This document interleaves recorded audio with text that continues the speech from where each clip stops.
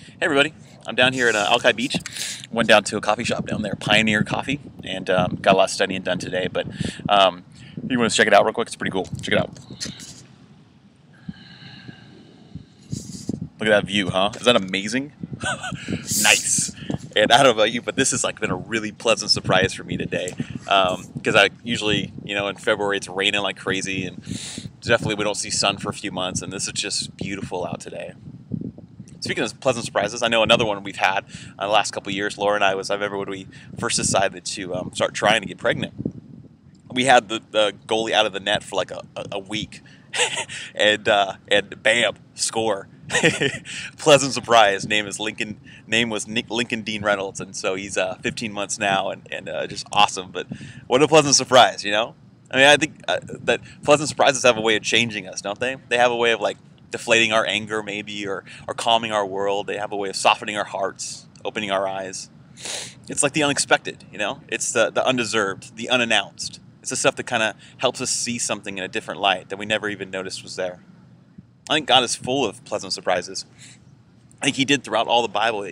Pleasant surprises were in the form of like a burning bush, parting the sea to help the Israelites get away from the bad guys, the Egyptians. Even Jesus himself was like a pleasant surprise. The God of the universe coming in the form of a vulnerable and helpless baby. My favorite pleasant surprise in the Bible is in the book of John, chapter 21. It's actually my favorite story in the whole Bible. And before the pleasant surprise occurs, there's a lot of bad stuff. Peter is like Jesus' best friend, and Jesus eventually gets arrested. And in that moment, he gets arrested and eventually will be killed. Peter pretends like he doesn't even know he exists. Like he totally sells him out, betrays him. Not only just once, but 3 separate occasions. His very closest friend that he spent more time with than anyone else, he acts as if he doesn't even know him. This is a really terrible thing to do. So a few weeks go by, and Peter's out on this water and he's fishing. And while he's out there, they notice Jesus back from the grave, the God of the universe, incarnate, back. And Peter, understandably, kind of freaks out because, oh man, this is not going to be good. And so he actually jumps in the water and starts just swimming ashore. And I always wonder, what that swim must have been like. Because here's the God of the universe, back for revenge, And I'm surely Peter must have been just processing, what's he gonna say to me? I guess the best case scenario is he just gonna give me a cold shoulder.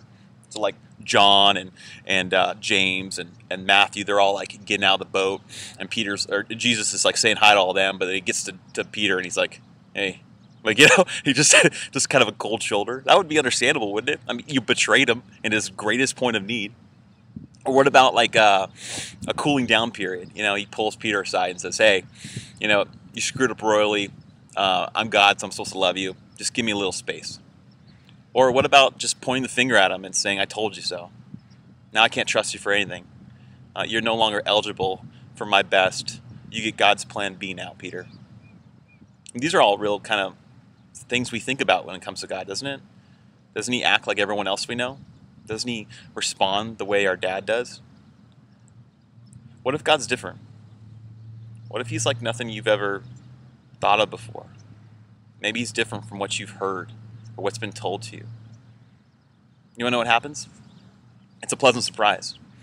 Peter gets to to the beach, and he's imagine he's climbing out of the beach onto the beach like a drowned rat, that's got to be a little bit just dehumanizing. And he's getting there, and he sees Jesus, and there's a fire and some bread and some fish, and Jesus says, "Come and have breakfast with me." That's a pleasant surprise. That's something, I don't know about you, but I never saw that one coming. That's something different than what I've been told God is like. In the book of Timothy, 2 Timothy chapter 2, verse 13, it says, if we are faithless, he will remain faithful, for he cannot disown himself. God is different than anything we've expected. He is the God of a pleasant surprise. I mean, while we're plotting our revenge on people, God is buying bread at the market. While I'm crafting my well-articulated response that's going to be such a great insult to someone because of something they did to me, God is preparing a fire. While I'm reacting to the troubles in my life, God is planning a pleasant surprise. And in response to this, it makes me want to be the kind of person, the kind of Christian that people aren't expecting. I want to react differently than what they're expecting or what the news or what the TV tells them Christians are like. I would love to refresh people. I'd like my life to be a pleasant surprise where they think, I never saw that one coming. He's different than what I was expecting him to be like. And what if our church, what if Icon was a pleasant surprise? And people are coming expecting it to be judgmental or intolerant or selfish, all about self. And instead what they find is a church that's really authentic. We're honest about where we're at. Our faith, quirks, questions, doubt, and all.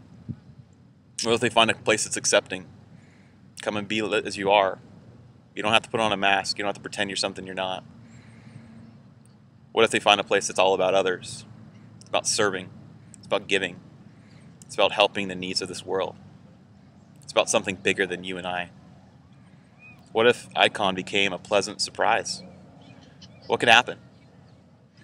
I hope our church becomes that. I hope I become that in response to what God has done for you and I. While we are faithless, He remains faithful. So I hope you have a great weekend.